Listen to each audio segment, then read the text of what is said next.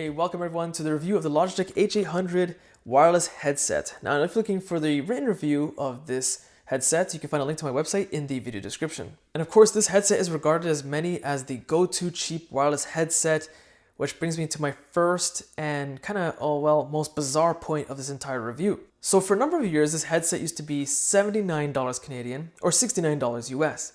And then around late 2020, early 2021, randomly, Logitech decided to increase the price by $20 Canadian to $99 Canadian and by an additional $10 US, so $69 to $79 US. So depending on where you live, Canada, US, it doesn't matter, the price went up. Now some of you may be thinking, well, inflation, everything's going up in price, right? Logitech increased this pricing way before inflation. Why did they do that?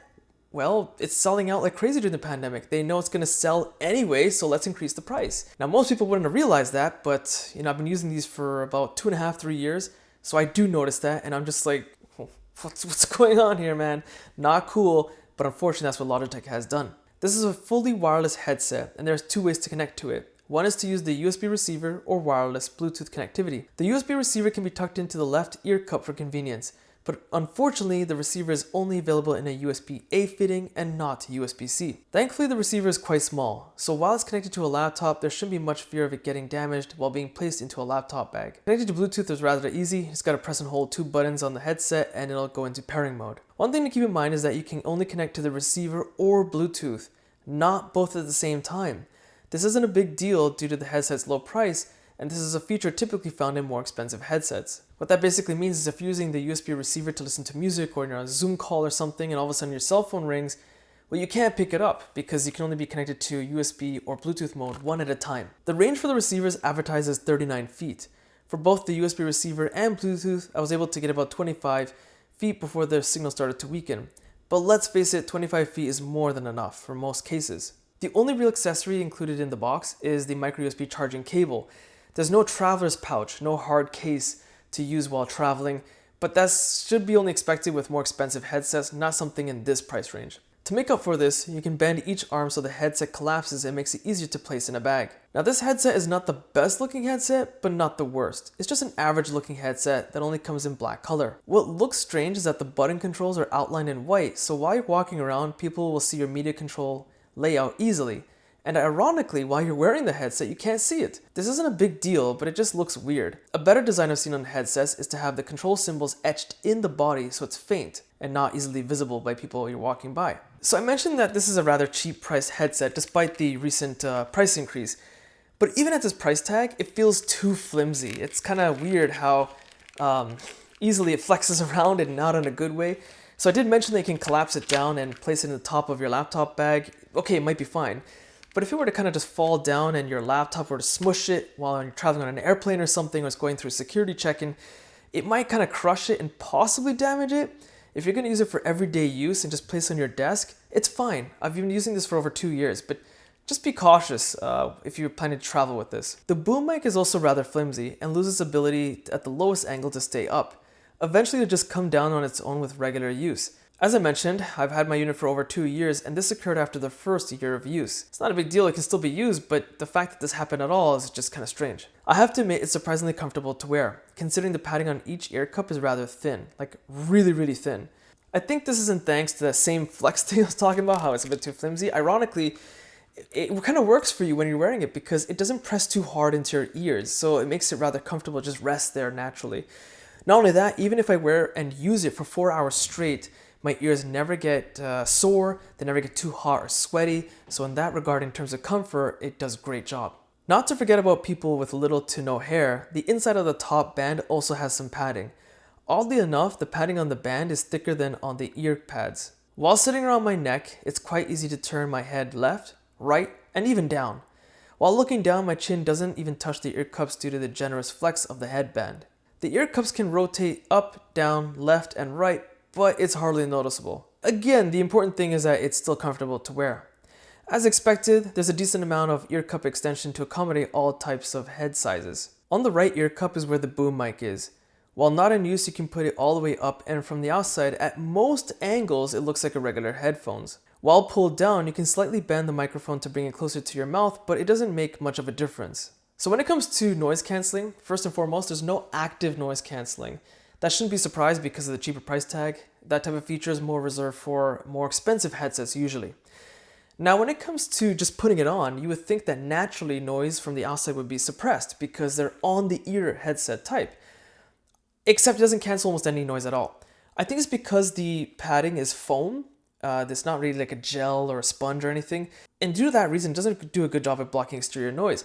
So if the TV is running in the next room, if my wife is on the phone behind me, maybe even like 10 feet away from me, or if my kids are shouting at me and throwing hot dogs at my head because that's what they do, they just don't like me, I guess, maybe I smell, I can hear almost everything. It's pretty annoying. So if you're looking to mass purchase these for a call center type of environment, but you have an open concept environment with no cubicle padding, this is not the headset to purchase. This is more for individual use or maybe in a slightly more quiet environment because believe me, you can hear a lot of stuff from the outside. All the controls are on the right ear cup. On the back is a switch for power off, USB connectivity, and Bluetooth connectivity. Just below is a switch for forwarding tracks and previous track. On the right are controls to increase volume, lower volume, answer and hang up calls, play, pause, music, and muting the microphone. When it comes to battery, the charging port is a micro USB port, again not USB-C unfortunately, and is located in the back right of the headset. While the headset is charging, the LED light will pulse slowly. The battery lasts about 6 hours with a combination of talking and microphone use, which is kind of like whatever, it's not a big deal. At this price tag, it could have been a little bit better, but it's not awful. Again, at this price tag. Charging the headset takes about 3 hours. There's no power adapter included in the box as you're expected to use your own or plug it into a computer's USB port. Now I'm going to give a quick demonstration of what the microphone is like, comparing it to my camera microphone to the microphone on the headset itself and mimicking a noisy restaurant environment. But before we jump in, one thing I want to mention is that you'll notice that some of the background noise will be picked up. But one thing that I cannot believe is how good the microphone quality is for picking up your voice. Again, at this price tag. Now I've been on some Teams calls and Zoom calls mimicking a noisy environment, even mimicking quiet environments where someone else is wearing this headset and I'm on the listening end. And I have to say, I'm really surprised at how clear the headset sounds. I've used more expensive headsets that don't sound as good in terms of the microphone clarity for the other person's voice. So what we're doing right now is mimicking a very noisy environment in a restaurant, if you will. So this is everything being recorded directly to the camera microphone, which is usually pretty bad on most cameras. And now we're doing is switching over to the Logitech H800 headset. This is a direct connection from the headset straight to the USB receiver into the computer itself. So it kind of gives you an idea of what the noise canceling microphone is advertised to do. You can be judged for yourself if you think it's pretty good or not. Now when it comes to listening to music, it's okay. It's not stellar by any means. Mids sound alright, highs are slightly lacking, lows, bass is lacking, well, a lot. Yeah, okay, the sound can get pretty deep, but it doesn't have that punch that you really want for bass enthusiasts. Same thing for movies, it's okay to watch, but you're not going to get a stellar performance. But again, cheap price tag, don't expect too much. If you were to use a digital equalizer on your cell phone or your computer's equalizer, you can increase the bass. You can do that. The problem is it still doesn't give you that, oomph. You won't feel it because I think it's a hardware limitation of the speakers on the ear cups itself. Now when it comes to software, there's no software for computers. Actually, no, sorry, that's incorrect. There is software on Logitech's website for this to install drivers, but that's for Windows 7. I don't know why Logitech still has Windows 7 drivers. It's bizarre.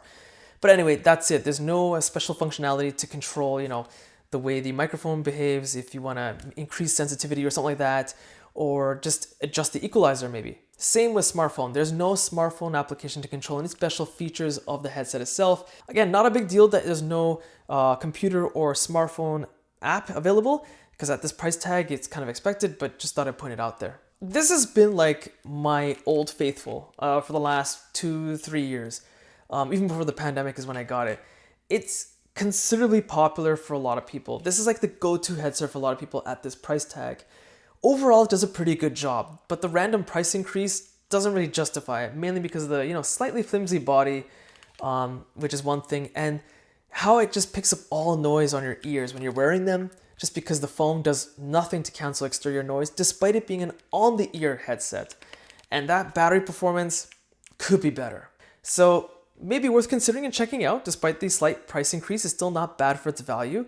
And that's pretty much a wrap for me. So if you found this video useful, be sure to check out my social links in the video description. hit the like button. It does help. Subscribe, and thanks for watching.